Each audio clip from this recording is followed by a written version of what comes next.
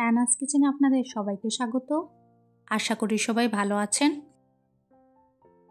আজকে আমি বানাবো বাতাসি মাছের চচ্চড়ি।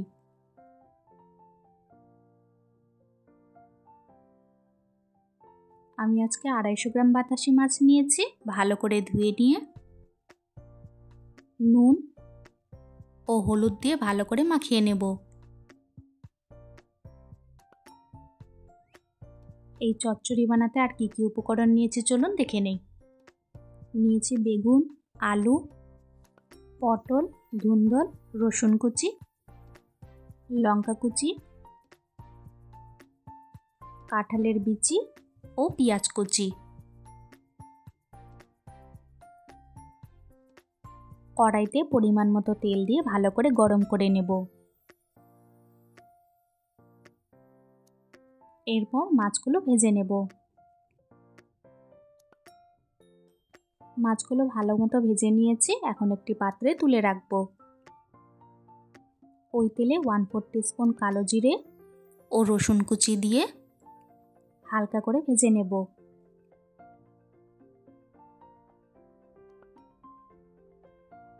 এরপর 2টো পেঁয়াজ কুচি দিয়ে দিব।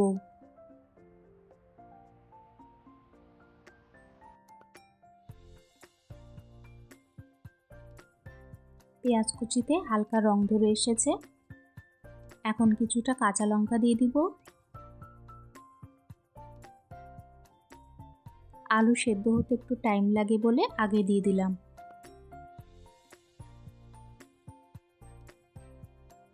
আলু দিয়ে 2-3 মিনিট মতন ভেজে নেব।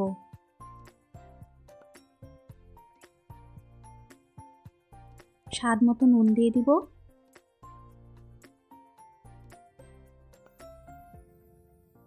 আজকের রেসিপিটা যদি আপনাদের ভালো লাগে আমার চ্যানেলটিকে লাইক, শেয়ার, সাবস্ক্রাইব করে আমার পাশে থাকবেন।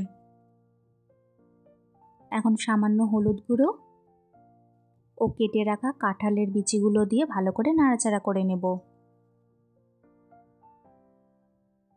নাড়াচাড়া করে 2-3 মিনিটের জন্য ঢাকা দিয়ে রেখে দিলাম।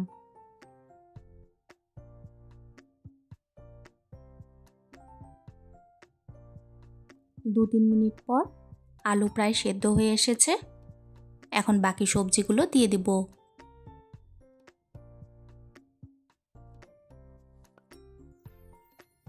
কাঁঠালের বিচি দিয়ে চচ্চড়ি খাওয়ার মজাই আলাদা।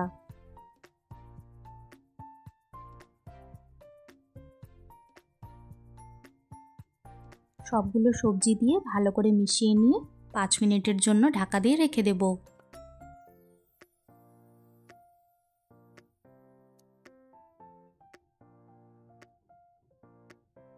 একটু সময় নিয়ে সবগুলো সবজি ভালো করে সেদ্ধ করে নেব।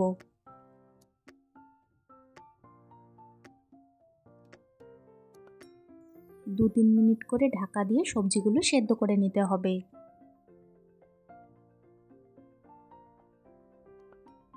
সবজিগুলো যখন সম্পূর্ণভাবে সেদ্ধ হয়ে যাবে সেই সময় ভেজে রাখা মাছগুলো ছেড়ে দেব।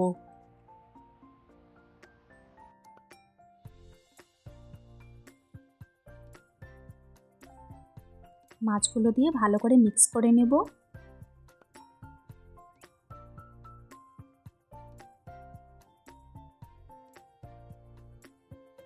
এখন আরও কিছুটা কাঁচা লঙ্কা ও ধনেপাতা কুচি দিয়ে দেব।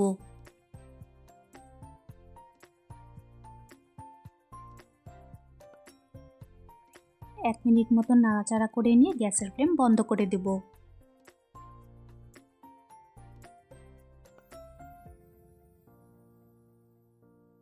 ব্যাস তৈরি হয়ে গেল আমাদের আজকের রেসিপি, খুবই টেস্টি বাতাসি মাছের চচ্চড়ি। বাতাসি মাছের চচ্চড়ি এইভাবে বানিয়ে দেখুন, দুর্দান্ত স্বাদ হবে। রেসিপিটি কেমন লাগলো অবশ্যই কমেন্টসে জানিও। আজকের ভিডিও দেখার জন্য আপনাদের সবাইকে অনেক ধন্যবাদ। সবাই খুব ভালো থাকবেন।